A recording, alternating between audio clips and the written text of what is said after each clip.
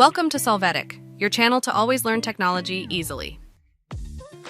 Below in the description, you will find useful links we used in this video.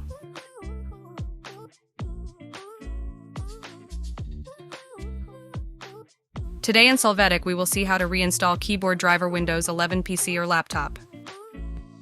Start by opening the device manager from the Start menu.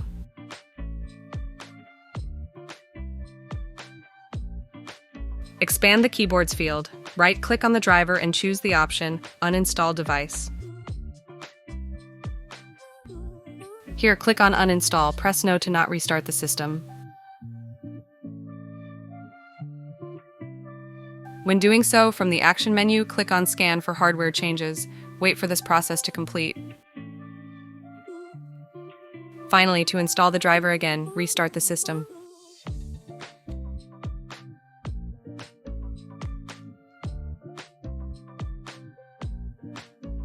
Hey, remember to subscribe Solvetic channel.